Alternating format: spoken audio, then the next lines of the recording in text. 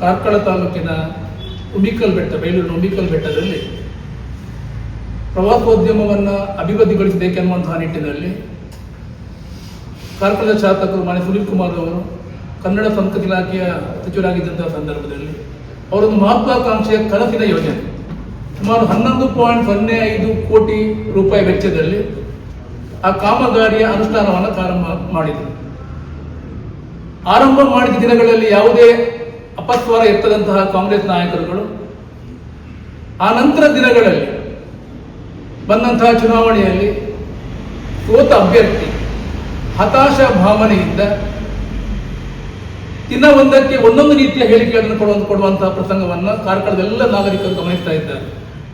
ಆರಂಭದ ದಿನಗಳಲ್ಲಿ ಆ ಮೂರ್ತಿ ಸರಿಯಿಲ್ಲ, ಫೈಬರ್ ಎನ್ನುವಂತಹ ಮಾತನಾಡಿದ್ರಿ.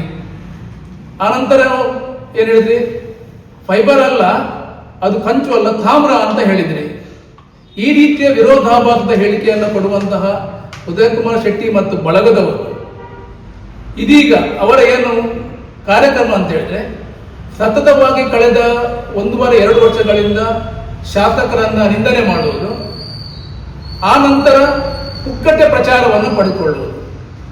ಅವರ ಉದ್ದೇಶ ಏನಂತ ಹೇಳಿದ್ರೆ ಯಾವುದೇ ಯೋಜನೆಯಲ್ಲಿ ಅನುಷ್ಠಾನದ ಸಂದರ್ಭದಲ್ಲಿ ಏನಾದರೂ ವ್ಯತ್ಯಯ ಆದರೆ ಅದನ್ನು ತನಿಖೆ ಮಾಡುವಂತಹ ಬಾಡಿ ಇದೆ, ತನಿಖೆ ಮಾಡುವಂತಹ ವ್ಯವಸ್ಥೆ ಇದೆ.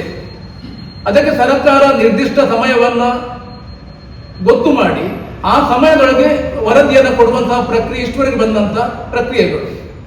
ಆದರೆ ಪರಶುರಾಮ ಥೀಮ್ ಪಾರ್ಕಿನ ಕಾಮಗಾರಿ ಸ್ಥಗಿತಗೊಳಿಸುವಂತೆ ಮಾಡಿದಂತಹ ಪ್ರಕರಣ ಕಳೆದ 1.5 ವರ್ಷದಿಂದಲೂ ಕೂಡ ಪ್ರಕರಣ ತನಿಖೆಯಲ್ಲಿದೆ ಅನ್ನುವಂತಹ ಮಾತು ಕೇಳಿ ಬರ್ತಾ ಇದೆ. ಈ ಪ್ರಕರಣ ತನಿಖೆಯ ವರದಿ ಬರುವುದು ಯಾವಾಗ? ಈ ಬಗ್ಗೆ ಕಾಂಗ್ರೆಸ್ ನಾಯಕರು ಸ್ಪಷ್ಟಪಡಿಸಬೇಕು. ಅವರ ಉದ್ದೇಶ ಡಿ.ಕೆ. ಶಿವಕುಮಾರ್ ಅವರು ಕಾರ್ಕಳಕ್ಕೆ ಭೇಟಿ ನೀಡಿದಂತಹ ಸಂದರ್ಭದಲ್ಲಿ ಈ ವಿಷಯವನ್ನ ಮುಂದಿನ ಚುನಾವಣೆಯವರೆಗೂ ಜೀವಂತ ಇಡಿ ಅನ್ನುವಂತಹ ಮಾತನ್ನು ಹೇಳಿದರು. ಆ ಉದ್ದೇಶಕ್ಕಾಗಿ ಅವರು ಈ ರೀತಿ ಮಾಡ್ತಾ ಇದ್ದಾರೆ ಅನ್ನುವಂಥ ಎಲ್ಲರೂ ಕೂಡ ಸ್ಪಷ್ಟ ಆಗ್ತಾ ಇದೆ. ಅವರು ಈ ರೀತಿ ಮಾಡಿದ ಕಾರಣ ಅಲ್ಲಿ ಅಭಿವೃದ್ಧಿ ಚಟುವಟಿಕೆಗಳು ಕುಂಠಿತವಾದ ಕಾರಣ ಸುಮಾರು 4.33 ಕೋಟಿ ರೂಪಾಯಿ ಅನುದಾನಕ್ಕೆ ತಡೆ ಹಿಡಿದ ಕಾರಣ ಅಲ್ಲಿ ಎಲ್ಲ ಕಾಮಗಾರಿಗಳು ಕುಂಠಿತ ಆಗಿದೆ.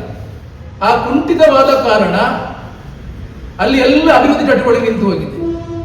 ಅದರ ಒಂದಿಗೆ ಅಲ್ಲಿ ಏನು ತನಿಖೆಯ ನೆಪದಲ್ಲಿ ನಿಷೇಧಾಜ್ಞೆಯನ್ನ ಪ್ರವಾಸಿಗರಿಗೆ ತಡೆಯನ್ನ ಕೂಡ ಒಡ್ಡಿದ ತಡೆ ಯಾರು ಹೋಗದಂತಹ ಸ್ಥಿತಿ. ಇದರ ಕಾರಣವೇ ಮೊನ್ನೆ ನಡೆದಂತಹ ಕಳ್ಳತನ. ಈ ಕಳ್ಳತನವನ್ನು ಮಾಡಿದ ವ್ಯಕ್ತಿಗಳು ಒಬ್ಬರಾದರೆ ಇದನ್ನ ಈ ರೀತಿ ಮಾಡಲಿಕ್ಕೆ ಏನು ಮೂಲ ಕಾರಣ?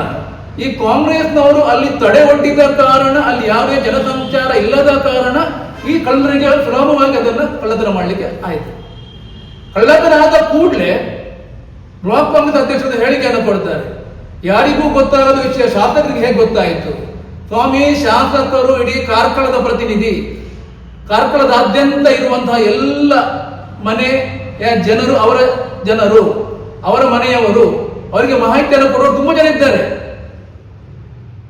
ನೀವು ಸೋತವರೇ ಎಲ್ಲೆಲ್ಲಿ ಹೋಗಿ ನೀವು ಪತ್ರಿಕಾ ಹೇಳಿಕೆಯನ್ನು ಕೊಡ್ತೀರಿ, ಯಾರ್ಯಾರ ಮನೆಗೆ ಹೋಗ್ತೀರಿ ಅಂತ ಆದ್ರೆ ಒಬ್ಬ ಜನಪ್ರತಿನಿಧಿಯಾಗಿ ಸಂವಿಧಾನಬದ್ಧವಾಗಿ ಆರಿಸಿದಂತಹ ವ್ಯಕ್ತಿಗೆ ಮಾಹಿತಿಗಳು ಬರುವುದು ಸಹಜ, ಬಂದೇ ಬರ್ತದೆ.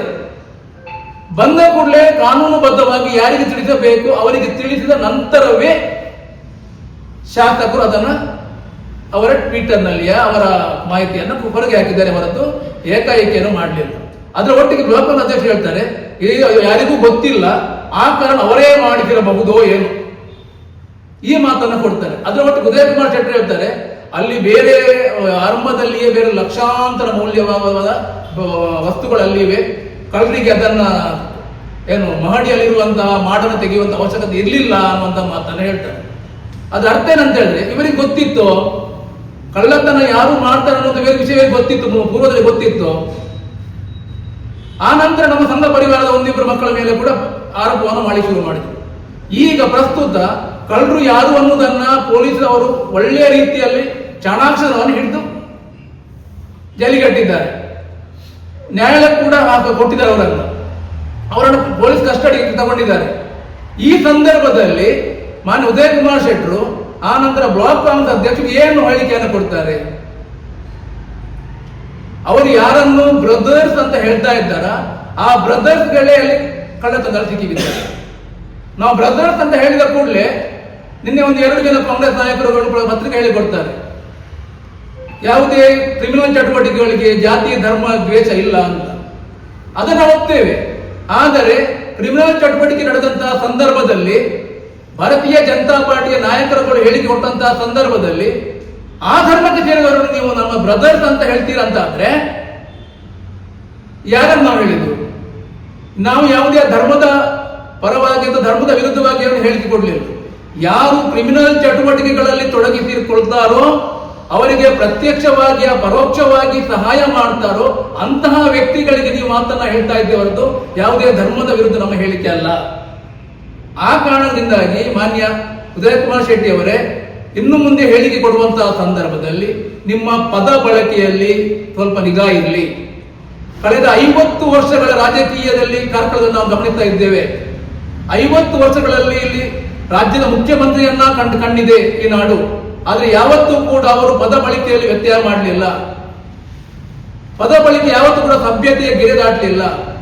ನೀವು ಏನು ಹತಾಶೆ ಭಾವನೆಯಲ್ಲಿ ಯಾವುದೇ ವಿಷಯಕ್ಕೆ ಸಂಬಂಧಪಟ್ಟ ಮಾತಾಡುವಂತಹ ಸಂದರ್ಭದಲ್ಲಿ ಶಾಸಕರನ್ನು ಅವಹೇಳನ ಮಾಡಬೇಕೆನ್ನುವಂತ ಏಕೈಕ ದೃಷ್ಟಿಕೋನದಿಂದ ಈ ರೀತಿ ಮಾಡ್ತೀರಿ ಅಂತ ಆದ್ರೆ ನಮಗೂ ಕೂಡ ಅದೇ ಪ್ರಯೋಗ ಮಾಡಲಿಕ್ಕೆ ಗೊತ್ತಿದೆ. ನೀವು ಇದೇ ರೀತಿಯ ಪದ ಪ್ರಯೋಗಗಳನ್ನು ಮುಂದುವರೆಸಿದ್ರೆ ನಾವು ಅನಿವಾರ್ಯವಾಗಿ ನಾವು ಕೂಡ ಅದೇ ಪದ ಪ್ರಯೋಗವನ್ನ ನಿಮ್ಮ ಹಾಗೂ ನಿಮ್ಮ ಪಟಾಲಂನ ವಿರುದ್ಧ ಕೂಡ ಮಾಡುವುದು ಅನಿವಾರ್ಯವಾಗಿತ್ತು. ಇದಕ್ಕೆ ಅವಕಾಶವನ್ನು ಕೊಡಬೇಡಿ ಅನ್ನುವಂತಹ ಮಾತನ್ನು ಹೇಳಿಕೊಂಡು ಈ ಪರಶುರಾಮ ಥೀಮ್ ಪಾರ್ಕಿಗೆ ನೀವೇನು ತಡೆ ಒಡ್ಡಿದ್ದೀರೋ ಆ ತಡೆಯನ್ನ ತೆರವುಗೊಳಿಸುವಲ್ಲಿ ನಮ್ಮೊಂದಿಗೆ ಕೈ ಜೋಡಿಸಿ ತನಿಖೆಗಳು ನ್ಯಾಯಯುತವಾಗಿ ಆಗಕ್ಕೆ ನಾವು ಯಾವುದು ಅಡ್ಡ ಬರುವುದಿಲ್ಲ. ತನಿಖೆ ಅದರಷ್ಟಕ್ಕೆ ಆಗ್ತದೆ. ಜನಸಂಪರ್ಕವನ್ನು ಮುಕ್ತಗೊಳಿಸಿ 4 ಜನ ಅಲ್ಲಿ ಬಂದು ಹೋಗ್ತಾ ಇದ್ದಾರೆ ಅಂತ ಅಂದ ಕೂಡಲೇ ಖಂಡಿತವಾಗಿ ಕೂಡ ಅಲ್ಲಿ ಇಂತಹ ಒಂದು ಅನೈತಿಕ ಚಟುವಟಿಕೆಗಳು ಅಥವಾ ಈ ರೀತಿಯ ಕಳ್ಳತನದ ಚಟುವಟಿಕೆ ಯಾವುದೂ ಕೂಡ ಆಗುವುದಿಲ್ಲ. ಆ ನಿಟ್ಟಿನಲ್ಲಿ ಎಲ್ಲ ಕಾಂಗ್ರೆಸ್ ನಾಯಕರುಗಳಲ್ಲಿ ಮತ್ತೊಮ್ಮೆ ವಿನಂತಿ ಮಾಡಿಕೊಳ್ತಾ ಇದ್ದೇನೆ, ಇದನ್ನ ಮುಕ್ತಗೊಳಿಸಿ, ಜನಸಾಮಾನ್ಯರು ಬರಲಿಕ್ಕೆ ಮುಕ್ತಗೊಳಿಸಿ, ಮಾತ್ರವಲ್ಲ ಅಲ್ಲಿ ಚಟುವಟಿಕೆಗಳಿಗೆ ಆಗುವಂತೆ, ಅದು ಯಾವುದು ಸಾಂಸ್ಕೃತಿಕ ಚಟುವಟಿಕೆ ಆಗುವಂತೆ ಪೂರಕ ವಾತಾವರಣವನ್ನ ನಿರ್ಮಿಸುವ ನಿಟ್ಟಿನಲ್ಲಿ ಜಿಲ್ಲಾಡಳಿತಕ್ಕೆ ಒತ್ತಡ ಹಾಕಿ ನಾವು ಕಳೆದ 1.5-2 ವರ್ಷದ ಅದೇ ಒತ್ತಡವನ್ನು ಹಾಕ್ತಾ ಇದ್ದೇವೆ. ಅದನ್ನ ಪ್ರವಾಸೋದ್ಯಮಕ್ಕೆ ಮುಕ್ತಗೊಳಿಸಿ ಬಾಕಿ ಇಟ್ಟಂತ ಅನುದಾನವನ್ನು ಬಿಡುಗಡೆಗೊಳಿಸುವ ನಿಟ್ಟಿನಲ್ಲಿ ನಮ್ಮೊಂದಿಗೆ ಕೈ ಜೋಡಿಸಿ ಒಂದು ಒಳ್ಳೆಯ ಉದ್ದೇಶದಿಂದ ಪರಶುರಾಮ ಥೀಮ್ ಪಾರ್ಕಿನ ಏನು ನಮ್ಮ ಶಾಸಕರು ಅವರ ಅಧಿಕಾರ ಸಿಕ್ಕಂತಹ ಸಂದರ್ಭದಲ್ಲಿ ಅದನ್ನು ಮಾಡಿದ್ದಾರೋ ಅದನ್ನು ಕಾರ್ಯಗತಗೊಳಿಸುವಲ್ಲಿ ಶಾಸಕರಿಗೆ ಕೈ ಜೋಡಿಸಿ. ನಿಮ್ಗೆ ಆಗುವುದಿಲ್ಲವೋ ಕನಿಷ್ಠ ಸುಮ್ಮನೆ ಆದರೂ ಇರಿ. ವಿನಾಕಾರಣ ಕಾಲು ಕೆರೆದು ಬಾಯಿಗೆ ಬಂದಂತಹ ಮಾತಾಡಿದ್ರೆ ಖಂಡಿತವಾಗಿಯೂ ಕೂಡ ನಿಮ್ಮನ್ನು ಕಾರ್ಕಳದ ಜನತೆ ಕ್ಷಮಿಸುವುದಿಲ್ಲ ಅನ್ನುವಂತಹ ಮಾತನ್ನ ಹೇಳಿಕೊಂಡು ಮತ್ತೊಮ್ಮೆ ಆಗ್ರಹಪೂರ್ವಕವಾಗಿ ಕಾಂಗ್ರೆಸ್ನವರಿಗೆ ಹೇಳ್ತೇನೆ, ಈ ಕೇಂದ್ರವನ್ನು ಪ್ರವಾಸೋದ್ಯಮಕ್ಕೆ ಮುಕ್ತಗೊಳಿಸಿ ಆನಂತರ ತಡೆ ಹಿಡಿಯಲಾದಂತಹ ಅನುದಾನವನ್ನ ಬಿಡುಗಡೆಗೊಳಿಸಲು ಸಹಕರಿಸಿ ಅನ್ನುವಂತಹ ಮಾತನ್ನು ಹೇಳಿ ಅದರ ಒಂದಿಗೆ ನಿಮ್ಮ ಏನು ಮುಂದಿನ ದಿನಗಳಲ್ಲಿ ನಿಮ್ಮ ಮಾತುಗಳು ಸಭ್ಯತೆಯ ಎಲ್ಲೆಯನ್ನ ಮೀರದಿರಲಿ. ಸಭ್ಯತೆಯ ಎಲ್ಲೆ ಮೀರಿದ್ರೆ ಖಂಡಿತವಾಗಿಯೂ ಕೂಡ ಅದರ ಪರಿಣಾಮ ನಿಮಗೆ ಕಷ್ಟವಾಗಿತ್ತು. ಇಂತಹ ಮಾತುಗಳನ್ನು ಹೇಳಲಿಕ್ಕೆ ನಾನು ಇಷ್ಟಪಡ್ತಾ ಇದ್ದೇನೆ. ಕರಾವಳಿ ನಾಡಿ ಸುದ್ದಿ ಸಂತೆಯಲ್ಲಿ ಸತ್ಯದ ಜ್ಯೋತಿ.